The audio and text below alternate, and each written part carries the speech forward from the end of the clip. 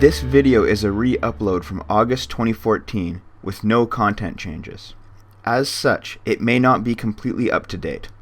Any inaccuracies may be explained by its status as a backup. Completely new Gamergate videos will come in the near future. Thank you.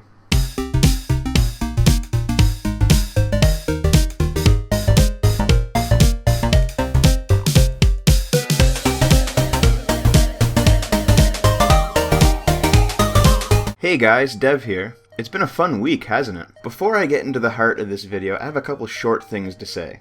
Here goes. 1. As usual, CameraLady did a lot of the legwork on this project. But she's had the help of 4 other people. 1 wishes to remain anonymous, while the other 3 are Roguestar, Peter No One, and Timid.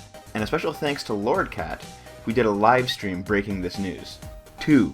Stop fucking harassing people. Aaron made a long-ass Tumblr post recently, and it basically said people supporting Gamergate are just as guilty of harassment as people opposing Gamergate. Listen guys, the sex lives of Zoe Quinn and Nathan Grayson and Maya Kramer and Brandon Boye and anyone else that comes up is only a matter of public interest if their relationship points to some form of collusion or conflict of interest.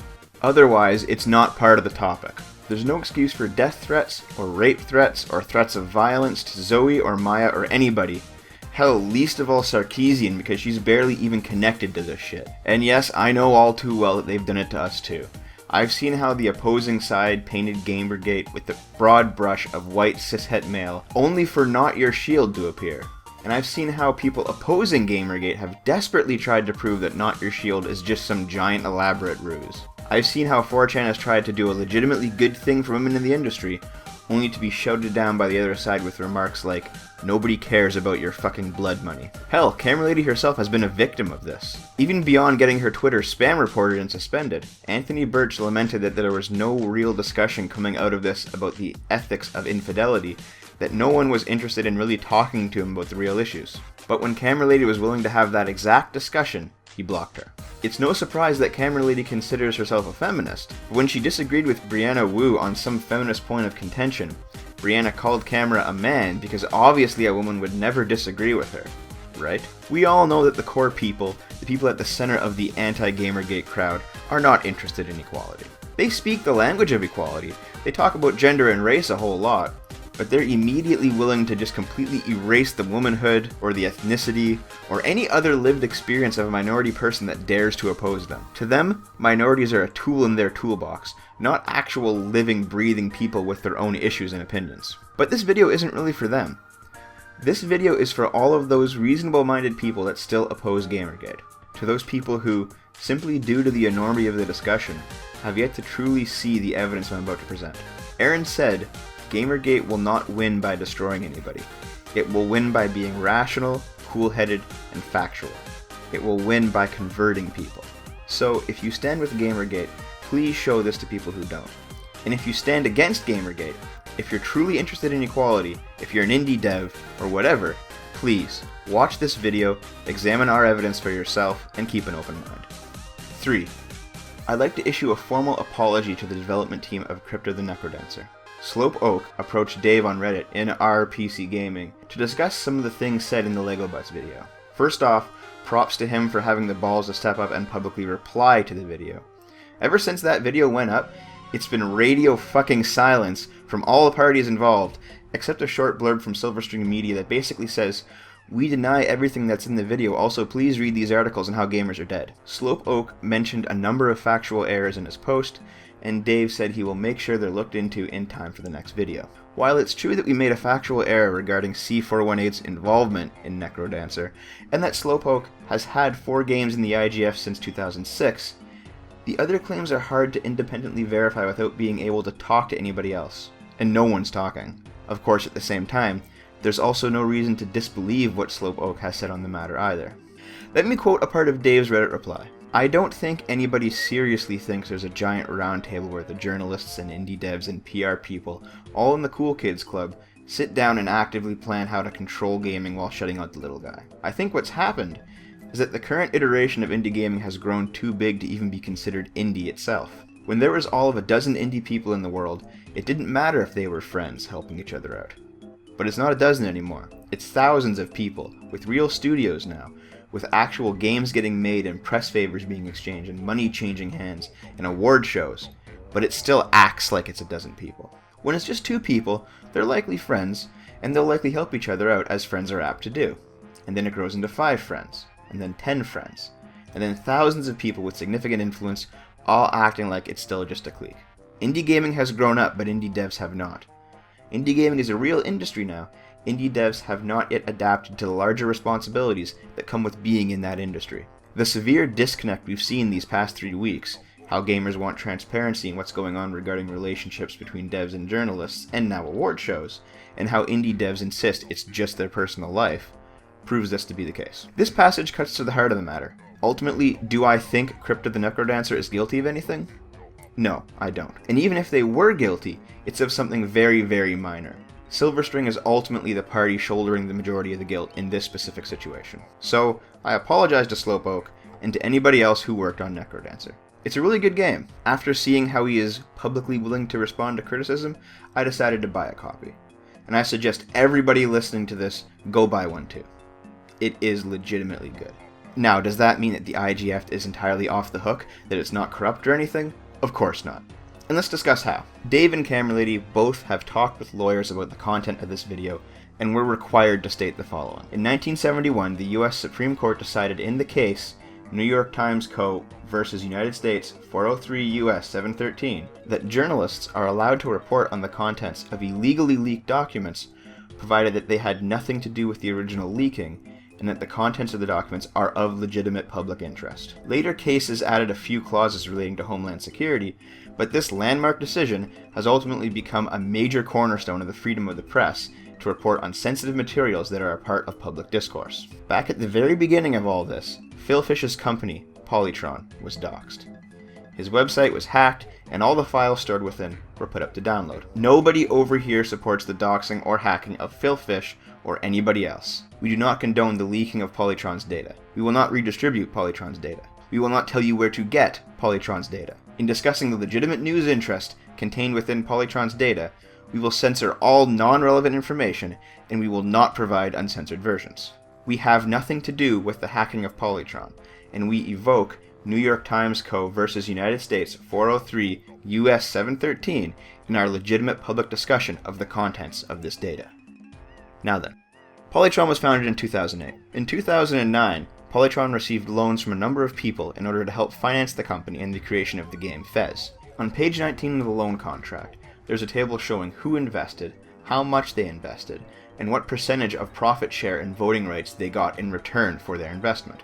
Only 7 of the people are relevant to this discussion. Ron Carmel, creator of 2D Boy. Nathan Vella of Capybara Studios.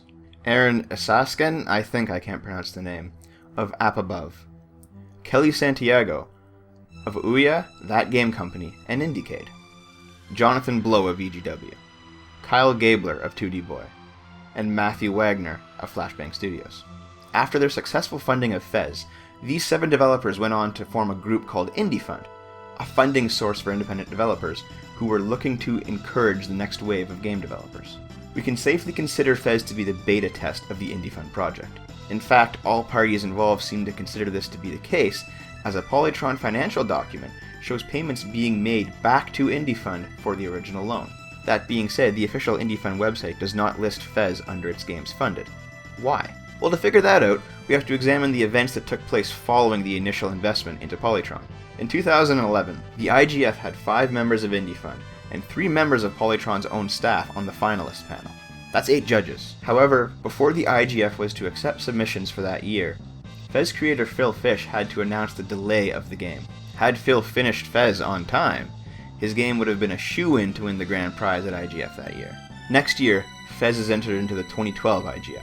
Games to be nominated for the 2012 IGF are considered from September through December of 2011, while finalists are examined from January through March of 2012. The finalist judges for the IGF are made public, and are high profiles within gaming.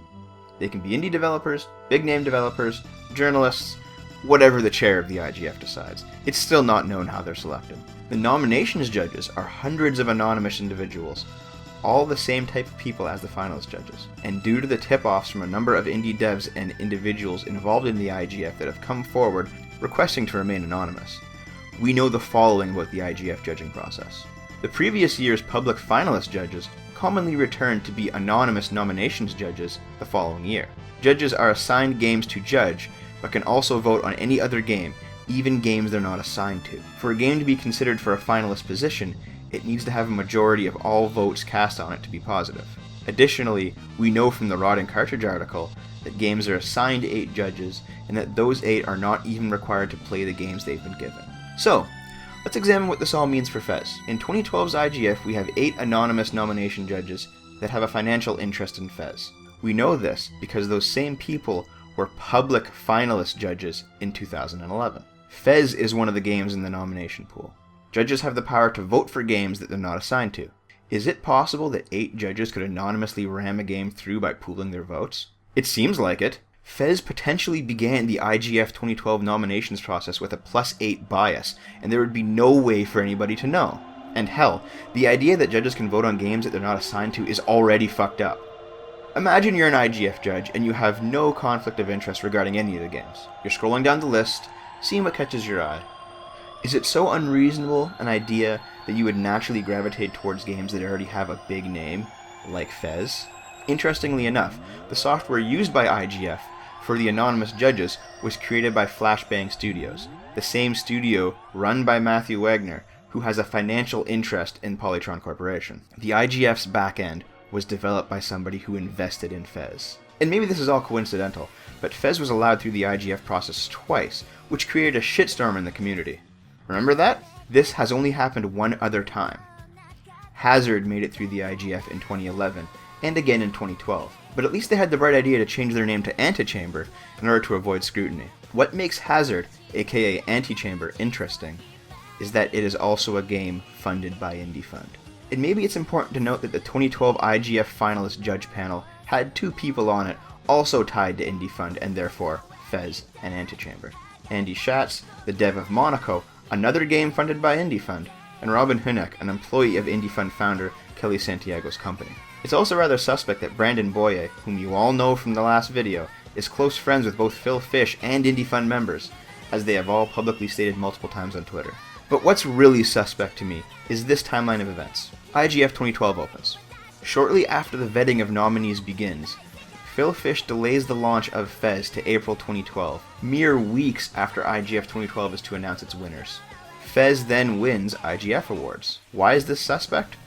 Well, when you inspect the loan agreement from earlier, on page 2, article 6, it states Polytron shall pay the lenders of the share of gross revenues from the Xbox Live Arcade version of games sold prior to the 365th day after that version's release date. Furthermore, Polytron shall pay lenders the share of the gross revenues from the PC version of the game sold prior to the 183rd day after the version's release date. What does this mean?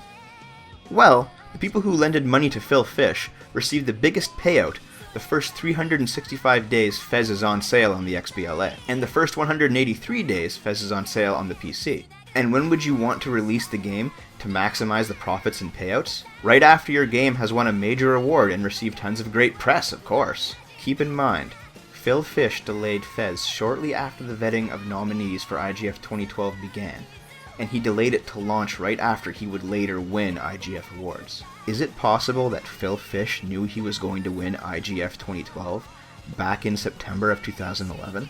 Now these are all very interesting questions that the IGF needs to answer. But regarding just how many pies the Indie-Fund people have stuck their fingers into, there's something a lot more sinister than just questions. And that has to do with Indiecade. You all remember Indiecade, right? That organization that gave Zoe Quinn's Depression Quest an award, while 2 of its chairs were her sexual or romantic partners, Robin Arnott and Maya Kramer? Well, it goes a lot further than that. We intend to show that Indiecade does not value gaming, integrity, or fairness, only its own wallet. Recall, in 2009, Kelly Santiago invested money in Polytron.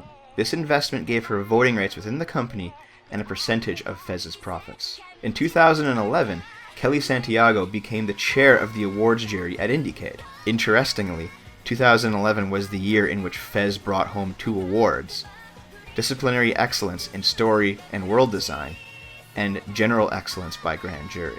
Indiecade's own rules state that the jury that selects these awards is made up of 100 anonymous individuals, but that the jury's awards chair works with each of the jurors to cast their vote. Read it again. Read it again! Kelly Santiago, chair of the IC's awards jury, having a direct financial interest in Fez, works with the jurors judging Fez to determine their vote in a festival that Fez won 2 awards. She had her hands in every vote cast, and with her having money in Fez, is it any wonder that Fez won? If this is true, and I believe it is, Indiecade is guilty of siphoning individual funds through ticket sales and sponsorship money as prize money for Fez's awards, which is then recycled back into the pockets of those investors. Phil Fish gets a fat payday from his pals, who also get a cut due to their loan agreement, and it all comes out of the pockets of the people who attend and sponsor Indiecade. Ultimately, IndieFund appears to be guilty of manipulating events at both Indiecade and the IGF in order to maximize their profit margins on Fez, to the detriment of all indie developers that enter those events, as well as the gaming public.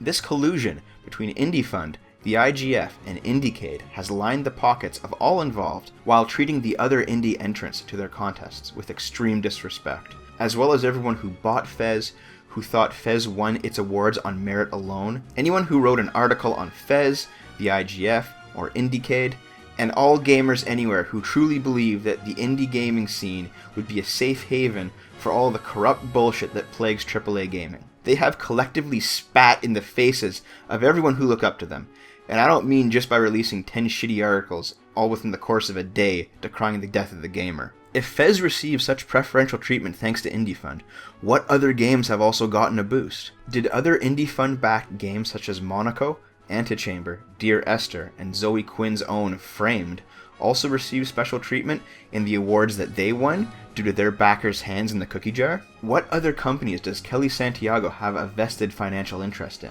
Why aren't any of these interests disclosed to the public, or even the developers that apply to these events? Of the journalists that covered this, how many of them were incentivized by IndieFund to cover these games positively? When Polytron was hacked, nobody really looked too deeply into it. There was a gigantic shitstorm on V and Reddit, a lot of laughs were had, and then it was forgotten. Nobody, including us, really think to look too deeply into it until we discovered the trail of crumbs leading back to the IGF in the last video. People who are currently invested in Gamergate, don't let anybody fool you. This is not about misogyny. We decry misogyny at every turn. This is not a matter of conservative, hateful gamers versus liberal minorities who are oppressed. We're all very liberal over here. We believe in equal rights, in separation of church and state, in the social safety net, all of that stuff. But we also believe in objective journalism, in freedom of the press, in the right of people to know exactly what kind of bullshit corruption is happening in the hobby they are so very passionate about. This is about corruption, nothing else, and don't let anybody say otherwise. People who are currently anti-Gamergate, please rewatch this video. Examine my evidence for yourself. You're being used by a tiny clique of devs and journalists who care nothing for you other than that you're willing to push their narrative for them, free of charge. They don't want you to see the side of them presented in this video. They don't want you to examine this evidence. You need proof of this? Look at the indie devs who have been outright excommunicated from the industry for daring to ask questions. Look at Wolf Wozniak, who was shouted down for confessing that Zoe Quinn assaulted him. Who's victim blaming now? Who's the true peddler of rape culture? Please, look around you and determine who's really fighting for things like truth and equality. And to those core group of devs and journalists who use the blanket of social justice to shield themselves from criticisms of their corruption, who grab minorities and forcibly shove them in front of the bullets flying at their head. Your time here is limited, whether it be due to the slow eventual death of your bent-ass websites, or impending legal action against you, which I am entirely willing to cooperate with should anybody view this video and decide to take it on. We won't allow you to ruin our hobby for your own personal gain. Gamers are not dead. But with the advent of YouTube personalities, gaming journalism might as well be.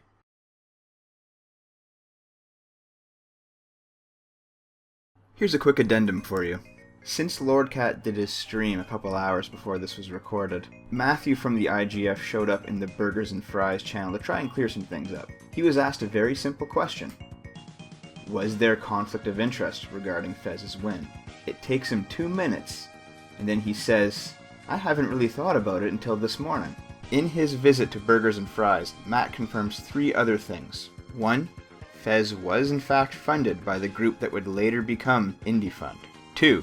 Matt confirms the IGF juror tool cannot scan for conflict of interest. Jurors have to recuse themselves on their own. It works on an honor system. 3. Matt denies connection to Fez in 2012. The Polytron documents seem to go against this.